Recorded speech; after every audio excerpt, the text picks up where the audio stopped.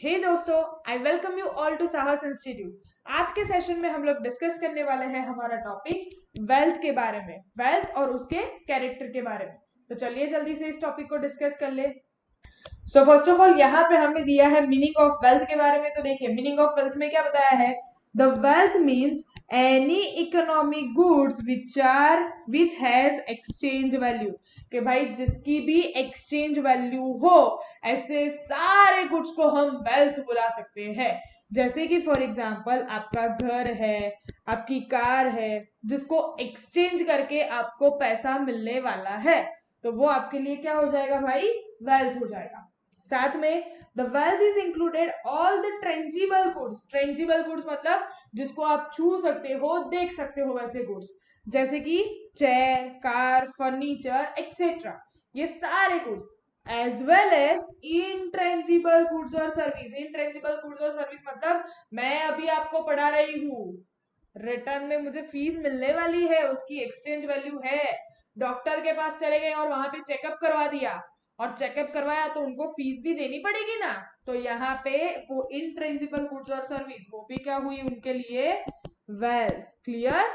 उसके आगे हमें क्या बताया है, कैरेक्टर और फीचर्स ऑफ वेल्थ के बारे में, एट्रीब्यूट्स ऑफ वेल्थ के बारे में। तो देखिए following are the main features of wealth, जिसमें से फर्स्ट फीचर्स उसका है स्कैरसिटी। स्कैरसिटी मतलब अछत होवी, बराबर, कमी होवी। तो देखिए wealth must B limited in supply. Wealth क्या होता है कि भाई वेल्थ ऑलवेज सप्लाई में लिमिटेड होता है। लिमिटेड मतलब बहुत ज्यादा नहीं होता। जैसे कि ज्वेलरी, जिसको आप इजीली कैश में कन्वर्ट कर सकते हो, उसकी एक्सचेंज वैल्यू भी होती है, लेकिन वो सप्लाई में हमारे पास कम ही होता है। कैश, पैसा, वो भी सप्लाई में कम होता है, राइट। उसके अलावा if the goods are not scarce it can not process price. अगर गुड्स स्कैर नहीं है, मतलब गुड्स की कमी नहीं है, गुड्स ज्यादा अवेबिलिटी वाला है ही, तो उसका मतलब है कि उसकी प्राइस बहुत ही ज्यादा क्या होगी, कम होगी। For example, if a sunshine has utility but it is not scarce in supply, sunshine है, हमें बहुत ज्यादा यूजफुल है, लेकिन उसका सप्लाई अनलिमिटेड है, सो वो वेल्थ में इंक्लूडेड नहीं होगा। But the table fan has a utility and it is scarce और limited in supply. Table fan है, वो स्केयर भी है, सप्लाई में लिमिटेड भी है, तो यहाँ पे वो वेल्थ कहलाएगा। उसके साथ साथ दूसरा है मार्केटेबिलिटी और ट्रांसफरेबिलिटी। मार्केटेबिलिटी और ट्रांसफरेबिलिटी में क्या बताया है, the wealth must be marketable और transferable. It must be possible to sell in market and if it is not transferable it can not have exchange value.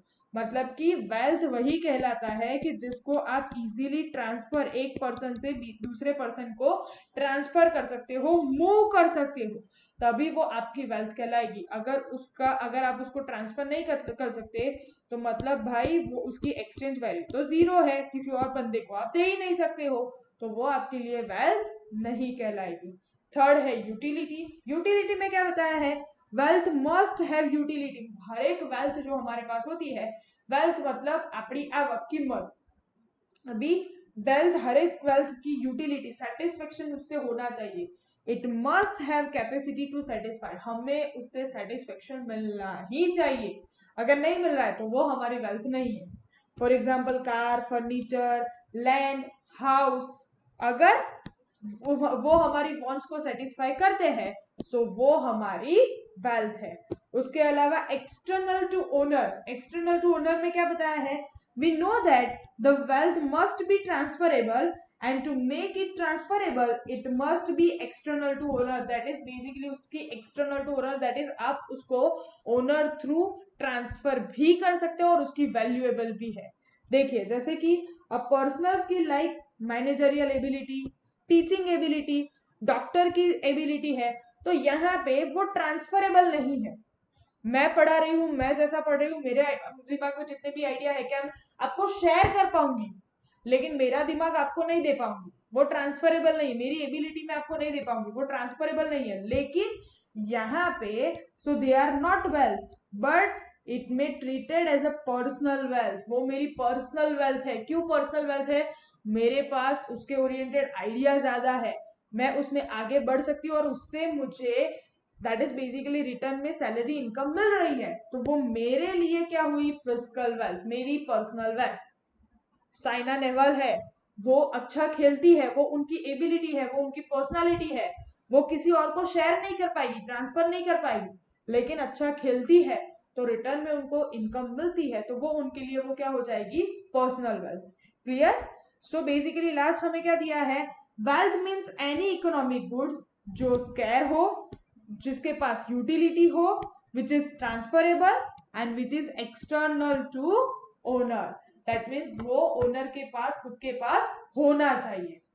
So basically यहाँ पे दो statement मिले हैं, जिसमें से फर्स्ट है musician talent is not wealth but a singer talent is not wealth. That is basically उसको आप ट्रांसफर नहीं कर सकते हो, ट्रांसफरेबल नहीं है, सो वो उनके लिए पर्सनल वेल्थ है, एक्चुअली वो वेल्थ नहीं कहलाएगा।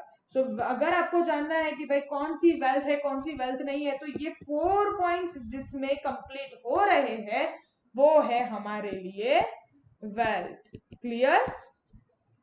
सो दोस्तों यहाँ पे हमारा एक छोटा सा वेल्थ वाला टॉपिक कंप्लीट हुआ। आई होप आपको पूरा टॉपिक क्लिस्टर क्लियर हो गया होगा। सो गॉड ब्लेस यू ऑल। जय हिंद।